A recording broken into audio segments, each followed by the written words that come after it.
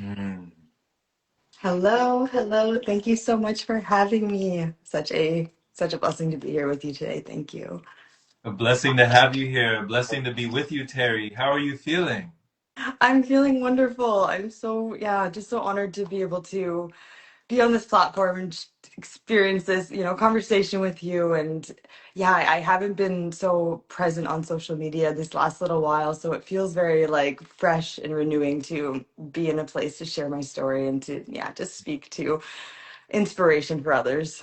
Absolutely. And we're honored to have you here. I mean, when you're talking about, taking a break from social media, I definitely can relate. I definitely relate to that. I definitely know that there's times and there's phases, there's time for inhalation and exhalation. Sometimes we really got to take a step back, to really recover and reset our own energies. What was your, I guess what compelled you to step away from social media? Such a beautiful question. I think honestly, after being an entrepreneur for the last 8 years and having such a consistent presence on social media, I had been just going through so many like last year specifically such a deep journey with my healing, and this is where I embarked on this 55-day fast. And I think shortly after that, I just kind of came to a place where I really needed a deep integration phase, and I really needed to integrate, who I was as a woman, who I am stepping into, and really just integrating the last 8 years of being entrepreneur, seeing what I built for myself and giving myself just an opportunity to deepen my presence as my main focus in life rather than needing to build and achieve the next thing or even, yeah, reach this next goal. It's like, how can I just, yeah, find deeper regulation and deeper presence in my experience? And it's been a whole identity crisis stepping out of, being online and being the front face of my business this last 6 months and really just being like, who am I behind the scenes? Who am I when I'm not a coach and I'm not a leader and I'm not, yeah, needing to feel I need to share these aspects of my life on a day to day basis. And that alone has been such a deep healing journey. Well said. Well said. I can definitely relate. It's super relatable. It's human, in this experience because I'm sure you've heard this as well, Terry. I've heard around the way that success is a regulated nervous system.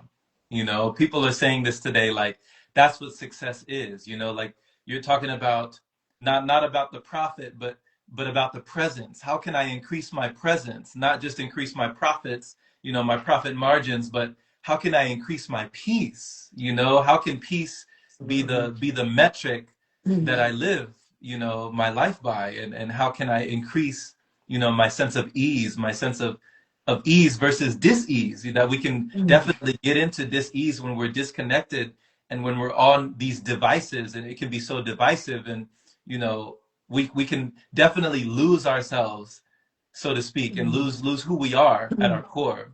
So when you're talking about your business, entrepreneurship, are you talking about like being a breathwork coach, like your breathwork business, or a different separate business? Yeah, it's all in one business, and I feel like I've been it's such a multifaceted experience of being an entrepreneur over 8 years. Breathwork has been such a huge component of that journey, and I actually see my beautiful breathwork teacher. She's here live on this right now, and such a gift to see you here. Um, Your teacher is here? Yeah, she's here, Elizabeth. Such a beautiful soul. I see her on the. She shared some hearts there on the live. Oh, So, okay. Shout out to yeah, Liz. Shout out to yeah. Liz. Much love. Right. Awesome. But yes, breathwork has been a component, but it's really been, I've been working as a coach, as a mentor for about 8 years, and it's been such a journey of starting as helping people with their mental health and helping women with empowerment and helping women connect back to themselves, and then eventually I incorporated a lot of like yoga and reiki, meditation, breath work. These were all huge components that came into my coaching business, and then throughout that journey, I like it's funny because I became a holistic nutritionist 10 years ago. And after I became a holistic nutritionist, I was like, I just don't feel inspired to like take this and run with a business. Like I really want to just integrate this aspect of my life and share this with people in my life who are interested in learning about nutrition. But I felt for my business, it wasn't like the direction that I felt called to. So I went in all of these different paths with the empowerment coaching, with the yoga, the breath work. These are all like such important and healing aspects that I've facilitated and tapped into. And then it got to a point that I just kept pivoting. I kept pivoting from one thing to another. And I was like, okay, what am I like truly passionate about? I went into business coaching for a couple of years, had a lot of success with that. But again, I was like, this is not like my sole calling right now. Like, I don't feel like the inspiration that I can keep building and growing in this field. And then I had to just get kind of honest with myself, and I'm like, I what am I most passionate about behind the scenes? And it's nutrition, it's health, it's helping people heal. Like it's I am obsessed with learning about healing the body and how we can, reverse the disease with our diet, with our lifestyle. I've been plant-based for 10 years, and that has been such a massive journey for my growth and my evolution. And I started to realize like it's a full circle moment right now. Like I'm coming back to what I'm truly passionate about, and that is now stepping into the field of helping people heal and helping people with their health. And of course, all of the things I was working in before with the breath work, the yoga, the empowerment coaching, these are all aspects that are all with it. It's all in the one, it's all the same. But I think I've just gotten clear and clear about what is innately like my passion, and that has always been health, and that has always been nutrition. And even with all of these pivots in my business, that has always been underlying for me. So I think I had to take a step back for these last 6 months to get clear on how do I want to step into this. How does this next chapter look like for me? Like I've grown an incredible community on Instagram, on social media, and I feel so excited to bring my expertise to them. And I have a little bit, which is how you found my initial video, but I've still been in this phase of like, okay, what does this next evolution look like for me that I'm really stepping into? Yeah, yeah. And I'm so glad that I found you, Terry, with your beautiful video. Like it was your energy, Like if I can be honest, it was your energy, your smile, your exuberance, your jubilee, like your countenance, your demeanor, like it was so dynamic. Like I could feel it was exhilarating for you to go through this experience and to grow through this experience, which at that point, it was like, 30 something days with juices or just liquids, and then 6 days of just only water. So I definitely want to touch on that. But before we move away from the breath, because the breath is definitely key, one of my friends tells me that, the breath is a key, and the door that it unlocks is peace, you Mm. know? So for you, in your experience, when it came to, the teachings and the things that were reaching and the people that might have been preaching at the time, what do you feel like was one of the greatest lessons that Elizabeth bestowed upon you and just made you feel compelled to carry that torch? Mm, such a beautiful question. And I think what really like comes what it comes back to for me, and what I've learned so deeply from Elizabeth being my mentor, it's been this feeling that deep transformation doesn't need to come from pushing. There's so much power in the softness, there's so much power in the surrender. And I think so much of my life I've strived to have these cathartic experiences or these deep, releases. And some of the most profound experiences I've had in my life have been from softening and have been from slowing down in the moment. And I think that is such a beautiful reminder that I can take with me in my day to day and every now moment. And I think especially in breath work, where a lot of the breath work that's taught is, it's very forceful. It's very much more in the masculine side of breath work. And there's nothing wrong with that. There's such powerful transformation in that style. Yet I found when you tap into the feminine side, the more allowing and the receiving, um, there's just as much, if not more, transformation that can occur, because the body is softening, the body's feeling, it's really like allowing the body's innate intelligence to come through. And I think that is, yeah, it's like a really beautiful piece that we can tap into. I agree. I agree, Terry. They say that slowly is the quickest way, to where you want to be. Like wherever you're going, the energy's flowing, but usually slowly is the quickest way to get there. You know, we try to take things, you know, so quickly, and we can stumble, we can fall, and we can, you know, we can slip, we can trip. But if we go slow, if we take our time, we can climb, you know, so high, and just turn around and realize like how far we've come. But it was just one step at a time, one breath at a time, you know, one moment. Exactly. Yeah. So there's so much wisdom in what you just said just now, Terry. And thank you for sharing that, because when you're talking about going slowly, how did your patience, how did your presence, how did that sense of contentment, you know, getting away from resentment and back to contentment, you know, how did that Yes. come in when you started fasting? You know, what inspired you to really go on a fast of that magnitude? Oh, yeah, this is such a real journey because I think especially when I had heard, I think a year prior I had heard a friend of mine that was doing a 21-day fast on juice, and I was like, that's wild, like 21 days. And I was, deep in the health world at that point. I had done multiple 11-day water fasts. I had done even an 8-day juice fast, but I just felt like 21 days was like, wow, like that felt like a stretch for my mind. But it was in my field, and I was, really feeling into it. And I think especially because, I've been, plant-based at this point for 8 years. I've done a lot of healing and detoxing from what I had known. Um, I had learned a lot from medical medium. He was a big source of my inspiration at that time. So I was, deepening into some of his teachings and cleanses, but I was still experiencing some symptoms in my body. And I was just at this point where I'm like, I know I can feel better. I know like there's still parts of my health that can be optimized. And it was almost confusing because I'm like, I'm eating so healthy and I feel like I'm doing all the things that, I know to be right and I know to be true, yet I'm not at my optimal state of health. So I knew that there was something deeper because fasting has been a part of my journey for a long time at this point, but not extended, like up until 11 days was my longest. And then I was like, okay, it was in my field, just feeling into it. I had then a friend in Vancouver Island. She did 50, around, I think 63 days she did on juice. And that, I think she was a huge catalyst for me because when she did that, I was like mind blown. I like literally couldn't believe it. I wanted to talk to her every day and be like, tell me everything you're experiencing. Like, I need to understand like how this is possible and how you're feeling.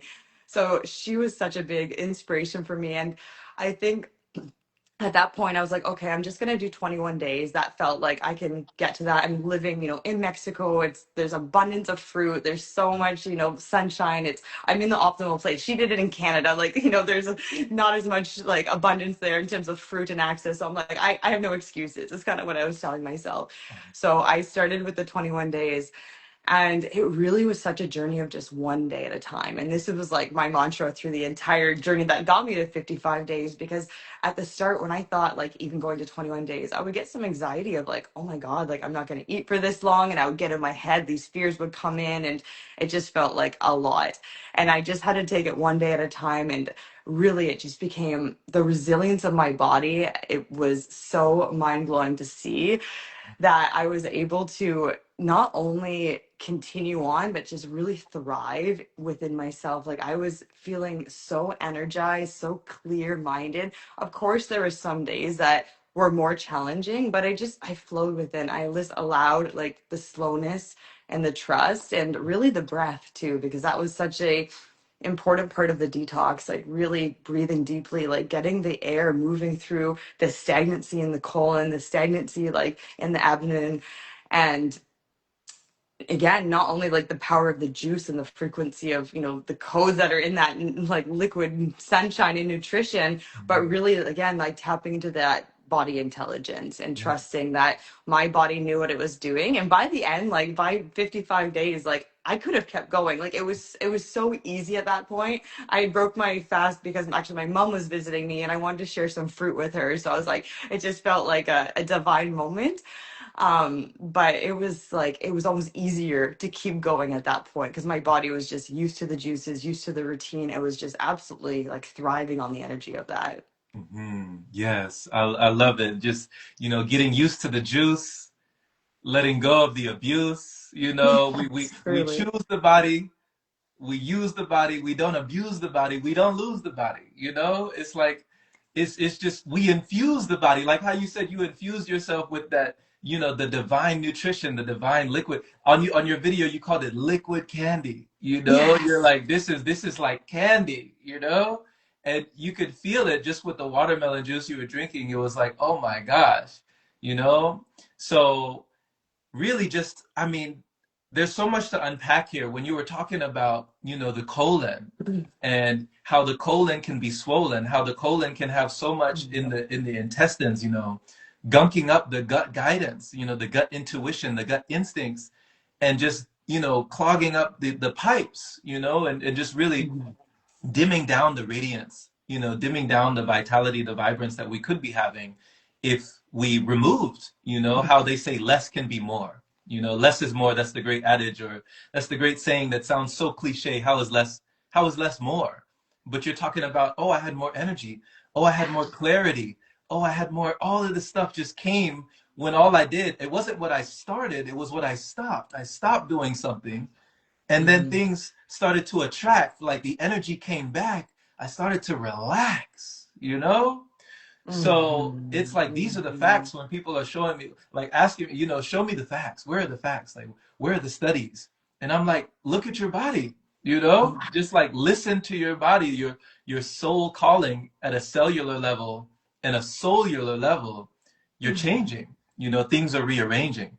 So can you talk, like, for people who want to bring it down to earth and they're trying to figure out, like, well, I've had a colonoscopy before and I didn't see, a whole bunch of stuff, and I thought I was all Mhm. cleared out, and I feel like I can breathe pretty good. How do you feel the breath is actually when you fast versus somebody who's never fasted, like never even gone one day without food? Mhm. Mhm. And this is such a powerful realization, I feel like, for people to go through, and what's for myself is even just coming to the realization that you can go in one day without food, because to the masses that is even wild, right? So when someone hears 55 days or even 21 days, it's like, how is that even possible? We're taught that that's not possible, right? So I think really coming back to this place, first of all, like, knowing that it's a journey, because like it took me 10 years of being on a health journey to get to a point where I'm like, I'm going to tackle a 55-day fast. And I didn't even have that intention to begin with. Like, it was a 21-day fast, and it was like, okay, it's going to be 44 days. And then it ended up being 55 days. So, it was a muscle that I had been building for many years. But I think once you create spaciousness, right? Once you create that spaciousness in the body, and once you create that spaciousness in your life, that, okay, maybe what I have been taught, you start to see through the veils, you start to clear the illusion of what we've been told. We can start to tap into different aspects that our body is capable of. And I think, like, seeing what my body was capable of through that 55 days was the most mind blowing. But for someone who's just wanting to start and just wanting to experience that, like, I think more than just jumping into a fast, it's like first connecting with yourself, first connecting with the self, and connecting with your breath, and connecting with what feels safe for you too. Because if mentally you're feeling like you can't do this and it's going to be really hard, and all of these, maybe thought patterns that are happening, it's going to really create resistance in that experience. And this is where I had to always come back to this thought pattern of just one day at a time. If I ended my fast at 14 days, like, that's amazing. I did 14 days, and like that's something to celebrate, right? If I ended my fast like at 20 days, it didn't matter. And I think that's what I didn't owe anything to anyone. And I think when we come back to this remembrance that this is our own inner journey, and it's like, if you do even a 16-hour fast, just starting with some intermittent fasting and things like this can just start to build the muscle and start to build just a deeper relationship with self, because that's where you're going to get all of the answers. Like, it truly is. And I feel like when I did this journey, everything on a cellular level was recoding and reprogramming, and that was reflecting in my experience. Like, so many things with my business, with my relationships, with my life as a whole was rearranging without me needing to do anything. It was just like my frequency was shifting, and as a result, things in my exterior world were reflecting that, and it did not come from an action based, like, perspective, right?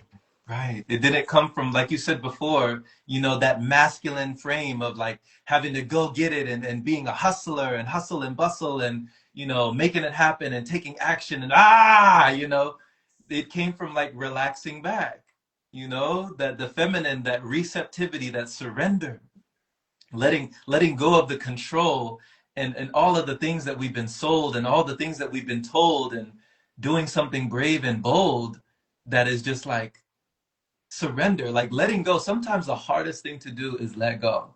We can hold on for a long time, not only Totally. just the waste in the body and the weight in the body we hold on to physically, but we hold on to grudges, we hold on to anger, we hold on to jealousy, envy, hatred, like we hold on to emotions.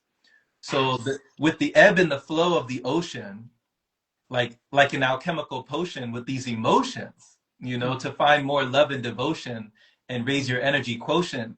Can you talk about like what were the emotional roller coasters like for you? What was the challenge with your emotions? Because a lot of Mhm. times, you've heard this, Terry, we're eating our emotions. They call it emotional eating, you Yes. know?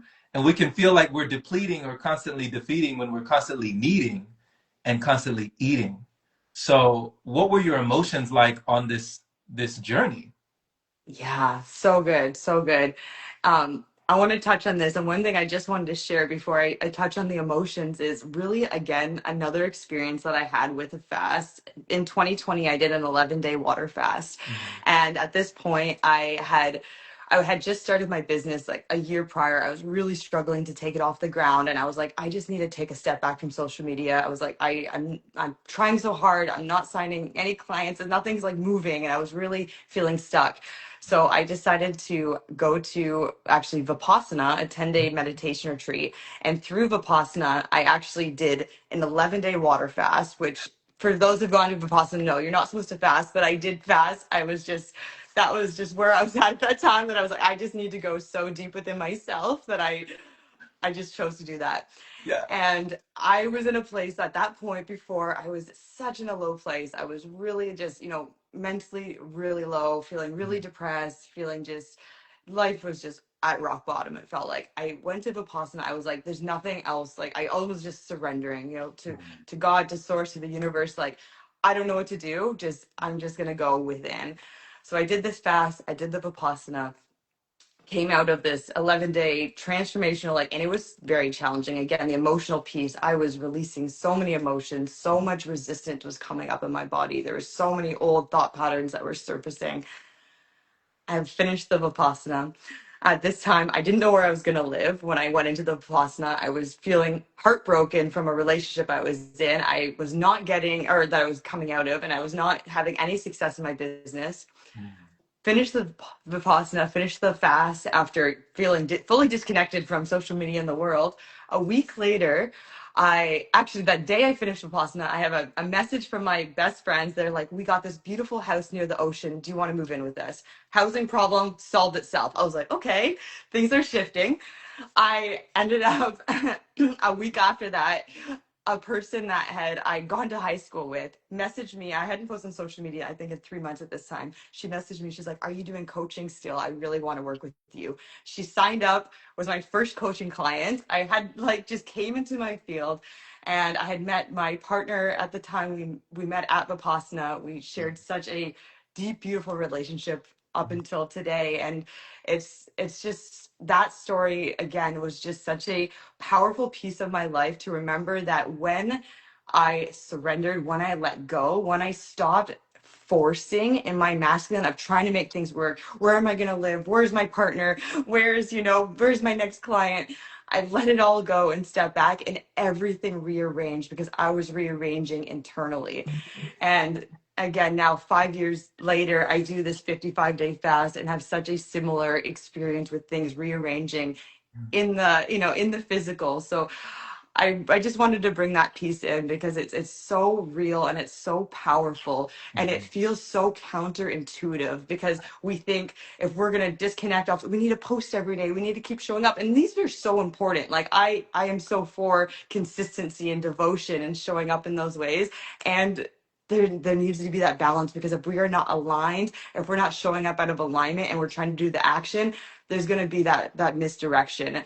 And when we align ourselves before the action, things flow in such miraculous ways.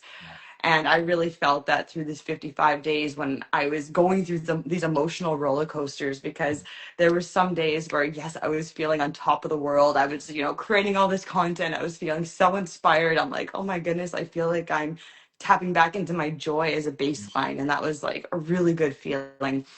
And then there was other days where there was sometimes even, I think, a point where there's a week that I was crying every day for a week, and I was just feeling so much that was surfacing, and I really had to honor the emotional waves that were coming up, because they're intense, they can be uncomfortable, but I knew that I had been suppressing a lot for a long time. And again, with the emotional eating, that has been definitely a pattern in my experience of eating to suppress even healthy, plant-based foods. It's still creating a suppression rather than just creating the space to feel things. So on the juice fast, I really got to create that space. And when I did the water portion of that fast, I got to go even deeper, because I didn't have any, sweetness or stimulation to, suppress what was surfacing.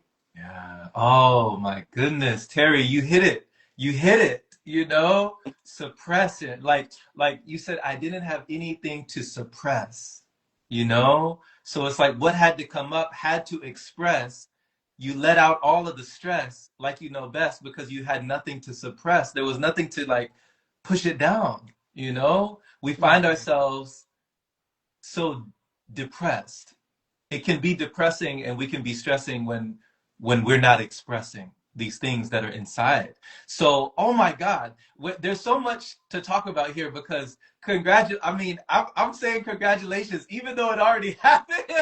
Like, even though it already happened, I just I felt like the way you were illustrating and painting the picture for us with your words, I felt like it was a victory for me. Like your victory felt like my victory. It was like we are reflections. I felt your connection with the all that is, like you say, the source, source energy, connecting back with the source, working with the force. Like you don't have to force when you connect with the source, right? Oh, beautifully said. Spot So on. I mean, Vipassana, Terry, I love talking about it because, one of my very good friends, Celeste, she brought me to Vipassana. I did it in Lava Hot Springs, Idaho, and it was snowing out there, and we did our 10-day sit. And I fasted as well because I was going a long time without solid food. For that time, it would have been probably unsafe for me to start eating, and it would have been probably a lot more challenging for them to stop eating. So I was kind of reversed with the friends that I went to. But I did read that as well in the guidelines. They said no fasting, and I said, oh, like, oh snap, like no fasting, like what? I didn't know that was a thing. So I was already in the environment when I read those guidelines. But my trick around it, because I only had Bengal spice tea and lemon water. So those were the two things I had while I was there. And I at think I had first, ginger water. That was like the only thing I had when I was the there. what? Yeah. I had ginger water. That was the Yeah, only thing I ginger had when I water. was there. Yeah.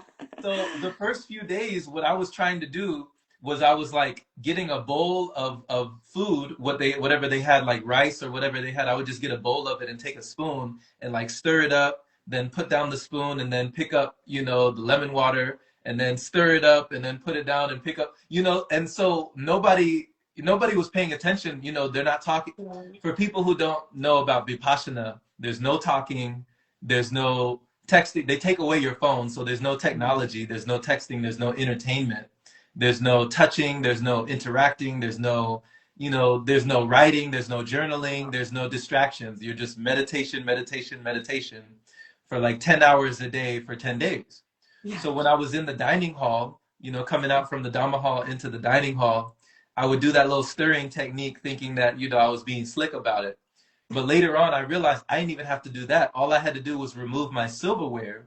And if I removed my silverware, they just knew that, oh, he must have eaten something, so let's replace it. So Um, how did you get through those 11 days without eating? I want to hear this.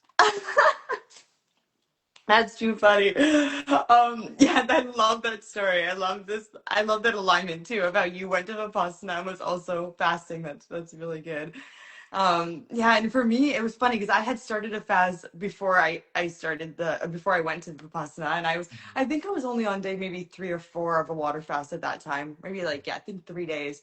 And I was like, oh, I'll just break it when I get there. But then I got there, I was like, oh, the food was just, it wasn't like I wanted, like, to break the fast with maybe some juicy fruits and things like that. And there's like a lot of bread and starches. And I was like, I just don't want to like break my fast with this. So I just was like, oh, maybe the next day. And then I end up just being like, oh, I'm just gonna go I just went the whole day, the whole time.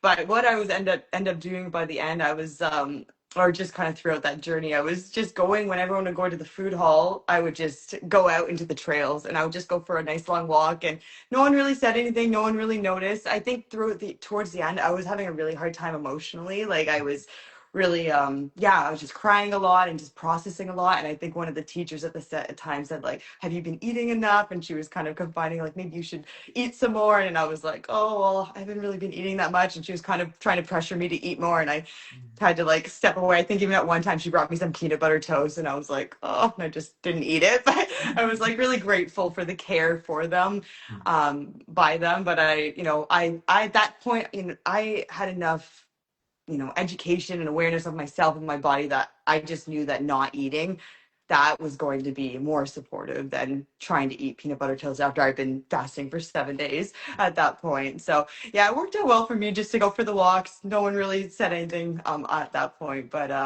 yeah, I Nice. made it work. And I That's would love to do awesome. another sitting where I'm actually eating too, because I do feel like I was floating really high. It wasn't as maybe as a grounded experience as it maybe could have been, but I don't regret it for a second because I had such a transformational experience through that. Yeah. Oh my gosh. It's super transformational, super just super transcendental, like transformational, like on every proportion when you're talking about, I mean, I have so much respect for you and for anybody who undergoes a 10-day sit. I recommend it to everybody. Yeah, a I hundred recommend percent. everybody at least once in your life, like take 10 days, 10 days out of your life, go sit down in that environment and just, oh my gosh, like what it'll do for you, just what it'll do for your consciousness, what it'll do for you just as a being, who is out here just being. We're not a human doing, right? Hmm. We're a Hmm. Yeah, human exactly. being, right? So Yes, it's that's just, exactly it.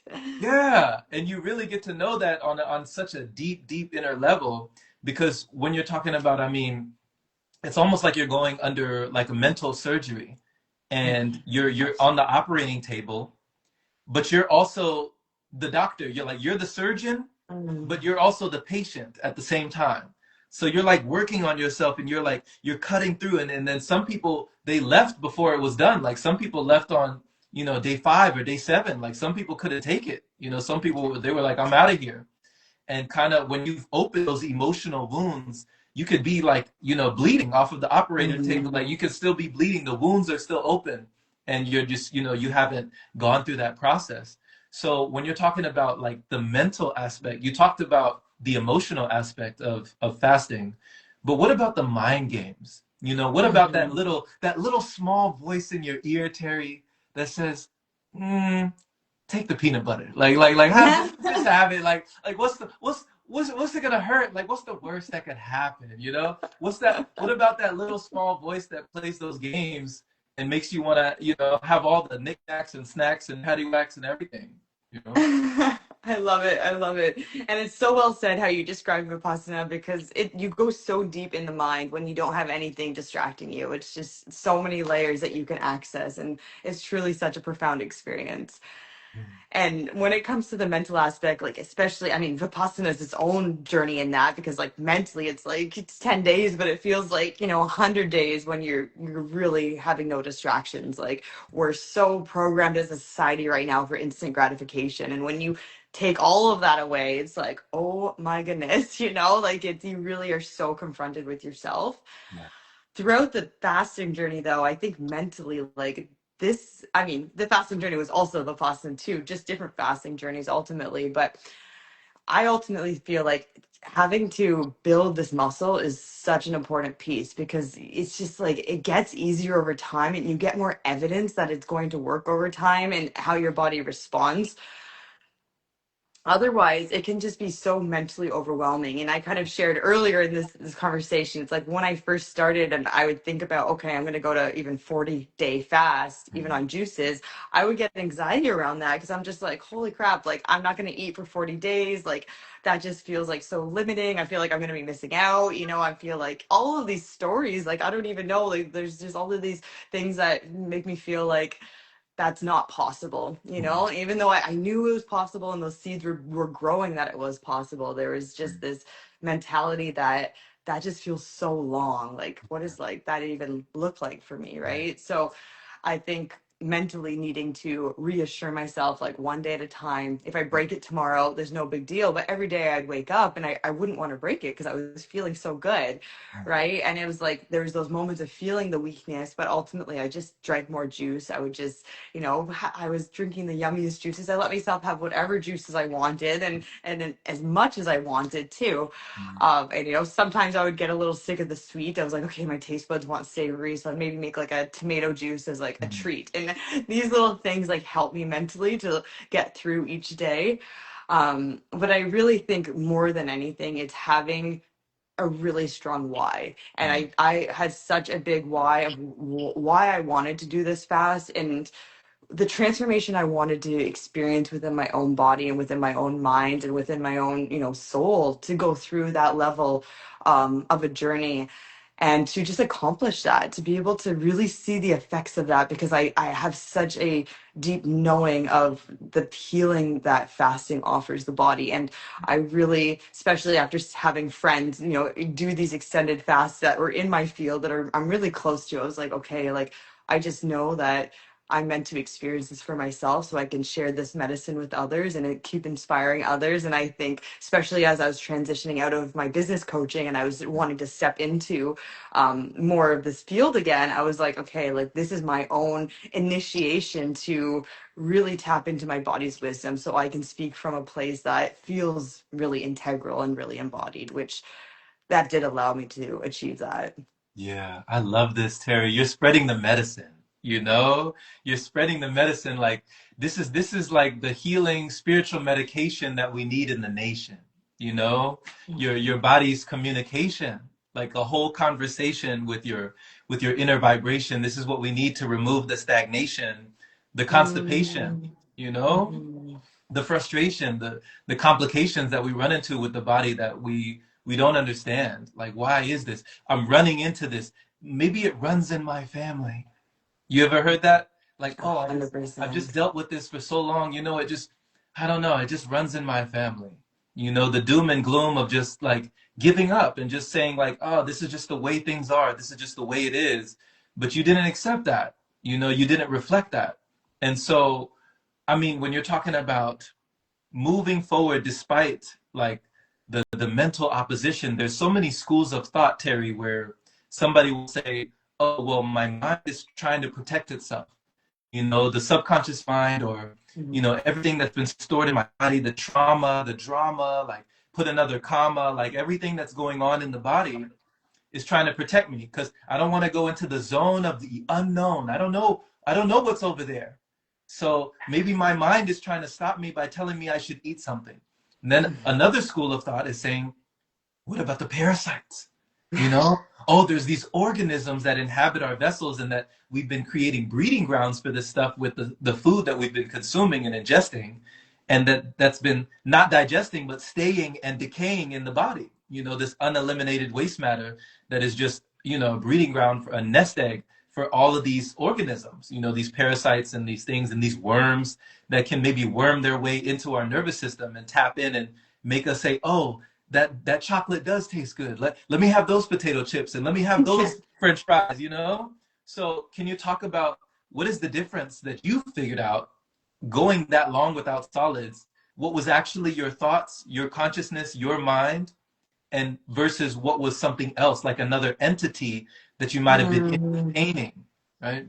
mhm, mhm. Oh, so well said. And I think this is such an underrated aspect that's not spoken about enough because we sometimes have these cravings, these desires, and we're like, oh, like the fasting isn't working for us, or my body needs this protein or needs whatever, whatever it is that, we're craving or wanting to bring in.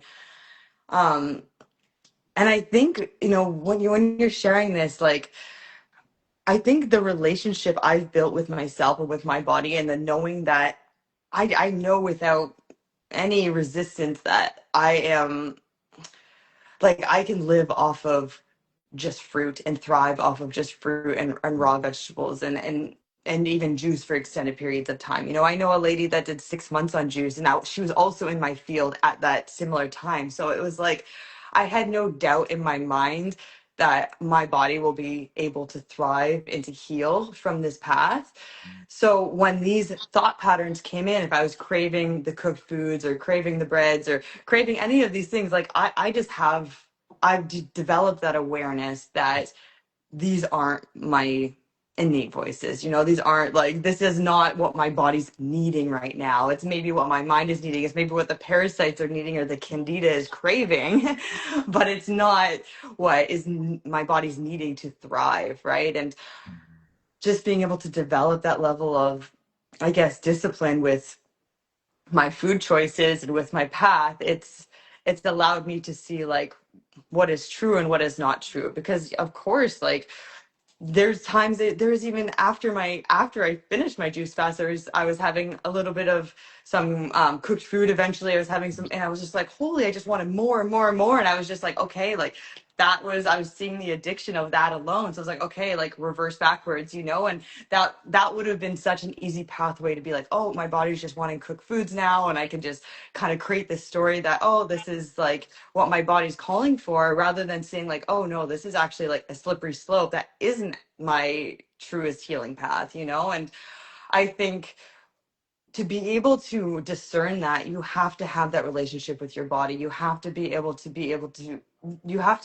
to listen to what your body's actually needing without letting that be filtered through maybe what we've been told our body needs, because we really need very little, and we really can thrive off of such simplicity when it comes to our diet and when it comes to our food choices. So it's taken me a long time in my journey to get to this place, but I feel it's such a natural understanding for me at this point. And I think also, like, such a big part of strengthening this too is also incorporating the herbs with the juicing, with the raw foods, because without the herbs, like, it's our body can still heal, but it's going to take a little bit longer. Like, the herbs really strengthen the glands, and they also eliminate, the parasites. They balance the candida. They help create more, I feel like, stamina when it comes to making the choices that are going to serve us the best, because they bring everything back into balance.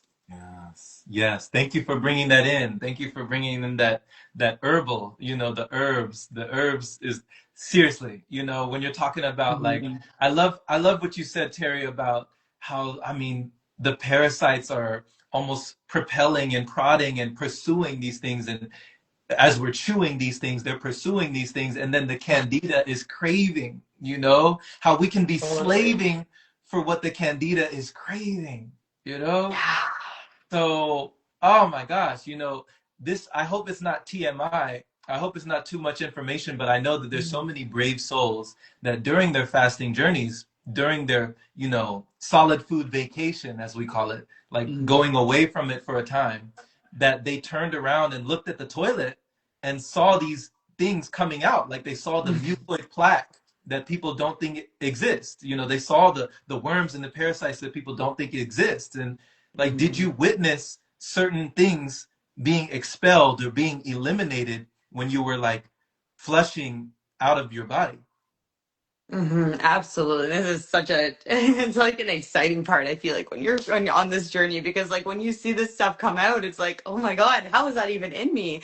It's like, I was mind blown because I was still having solid bowel movements, like, in the 30 days of my fast. Like, 30 days without any solid food. And I know, of course, with the juicing, you're still accumulating a little bit of waste that's being eliminated. But it was like there's old stuff that was coming out like 30 days in. And that was just absolutely mind blowing to me that I can be going that long without any solid food and still be like our colons are so backed up. And there's so much coming out of that. And our like with a healthy colon, it's like disease cannot exist. It's like this is where so much starts is in our colon, and this was such a big focus for me during this journey. It was really healing my colon, and the breath work was such an important part too, is bringing more oxygen and air to that area of my body. But in terms of like, yeah, the bowel movements, just seeing that so late into the fast, having that happen, definitely mucoid plaque coming out. I've released a lot of mucoid plaque over the years, and that is like insane because it's like we have to think about like if we didn't brush our teeth, like we start to build up plaque in our teeth, they start to get fuzzy even after like 24 hours if I'm not brushing our teeth.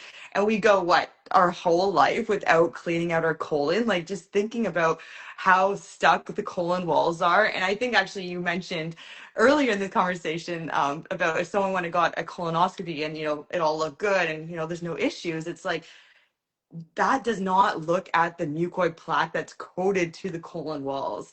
And you can get colonics, you can do enemas, but this is not going to break up the mucoid plaque. I have gotten like, probably 20 plus colonics, and never have I ever experienced mucoid plaque from those. But doing the juice fast, taking herbs, taking enzymes that help break up the mucoid plaque has been so powerful. And seeing that come out it's just mind blowing. It really is mind blowing. It's just like, and you're doing this too, I think people underestimate like when you start to remove the mucoid plaque, you then create more absorption for your nutrients and you start to become more absorbent with the foods that you're eating. So naturally you're going to then maybe gain more muscle or lose weight or whatever, your body's just going to come back into balance because you're absorbing the foods and the nutrients from your food.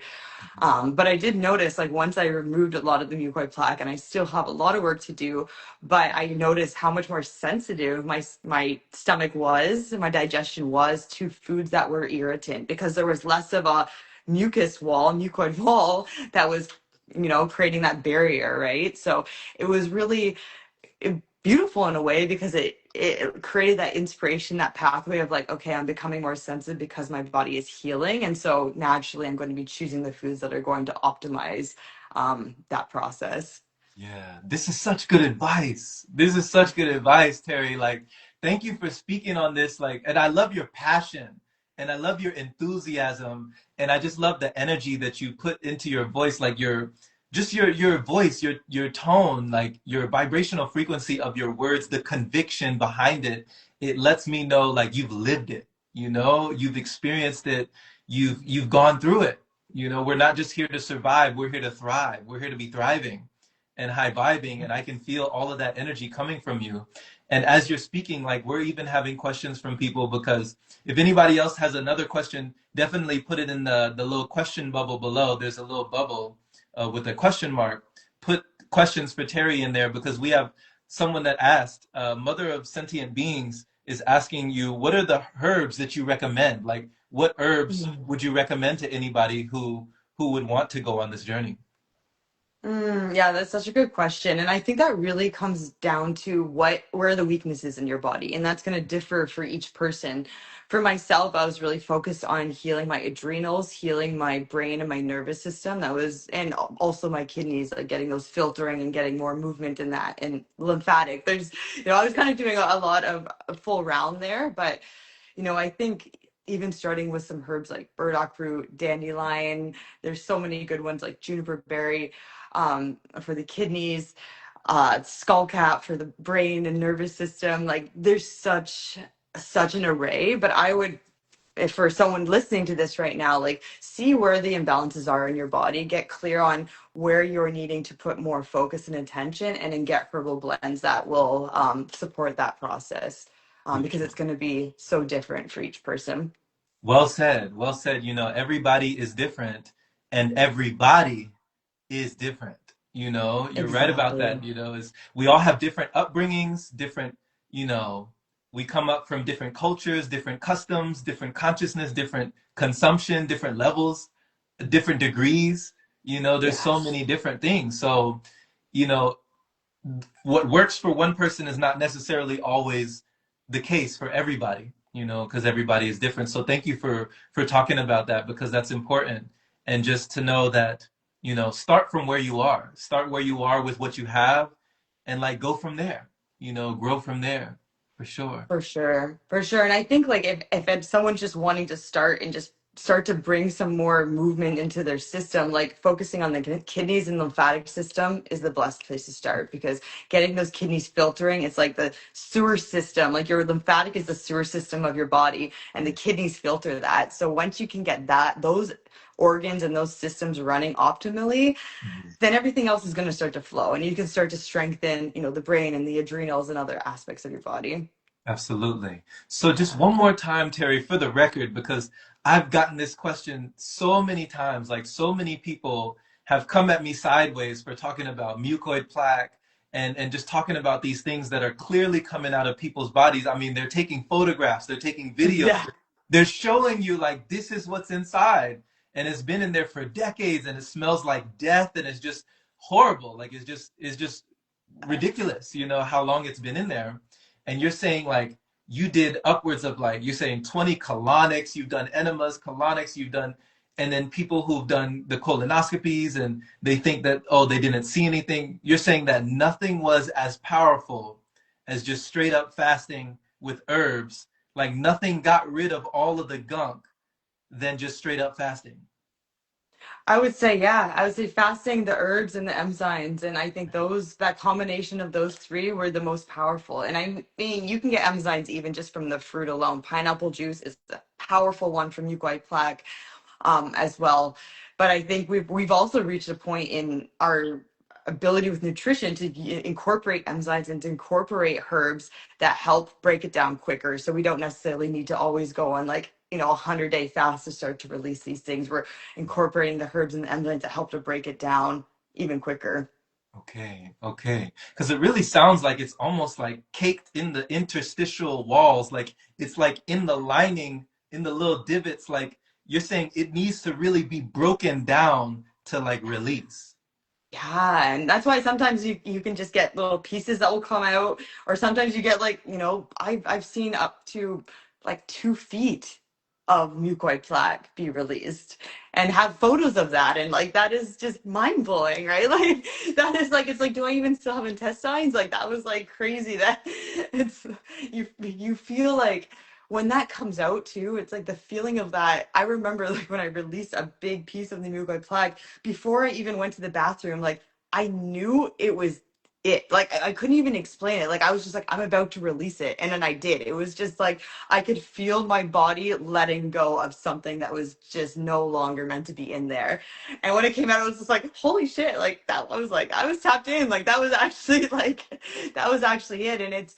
And I think like even when I started to understand about mucoid plaque, like I could feel like this energy in my colon. It was like it was being activated. It was like my body's like, okay, we're gonna start releasing it now. Like the awareness is coming in, and it was like this whole spiritual journey just as much as a physical and emotional one.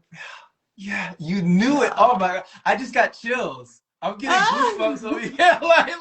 You're like when it came, I knew it. Like, I knew it was coming. I knew it was time. Like like a baby, like, when it's Yeah, coming, like it's coming.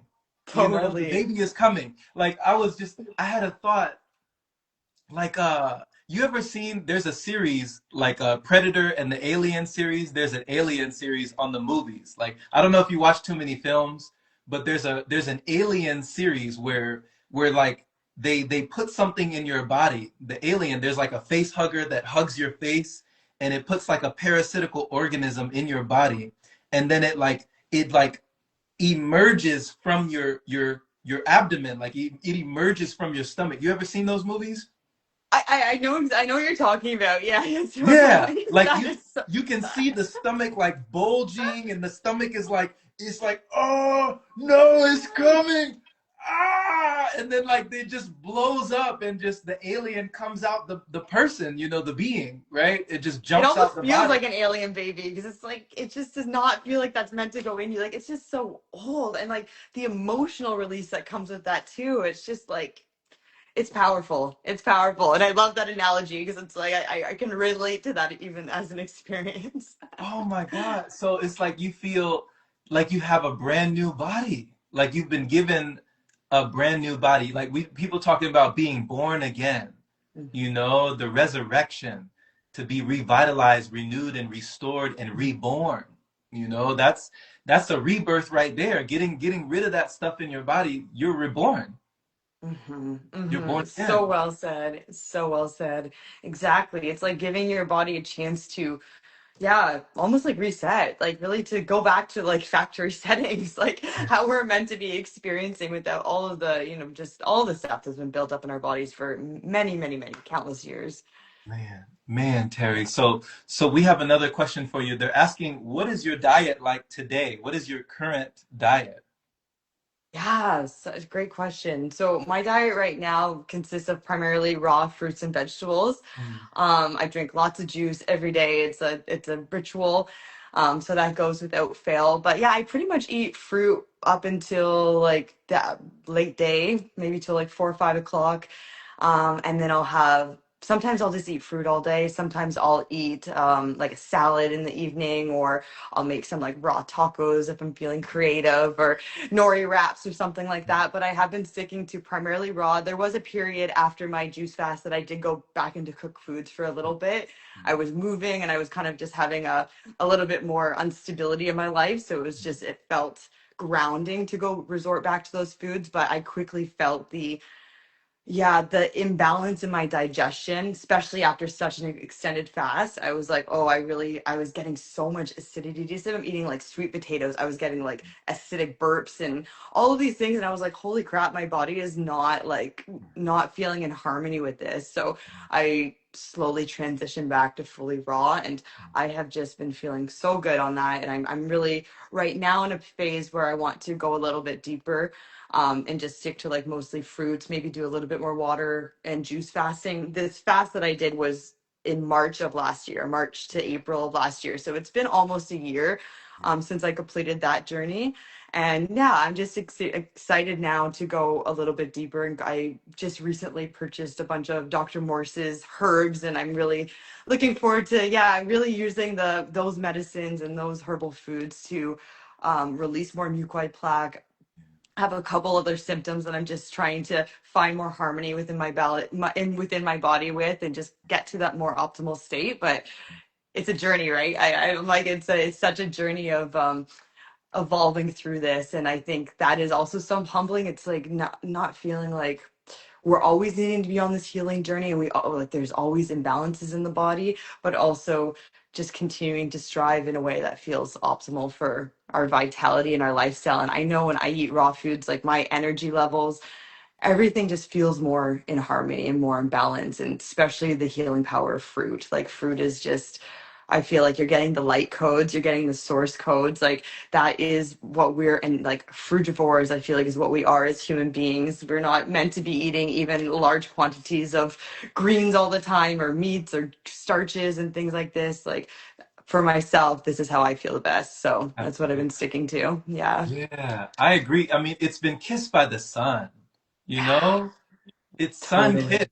It's been kissed by the sun. It's been touched by light. It's light, you know? Yes, exactly. It's like you can't even, compare that to anything. It's just juicy fruits are just so healing for the body, and like even hydrating. Like I don't even feel like water hydrates me at all anymore now that I've got to this point. It's like I am just, if I'm feeling thirsty, I'm going straight to watermelon. I'm going straight to the juicy fruits. Like that is the real cellular hydration. And being able to even tap into that of like I don't need to drink water like that often or really ever. It's like that is been a whole expansion in itself, because I'm feeling truly hydrated for the first time in my life since adopting a high fruit diet.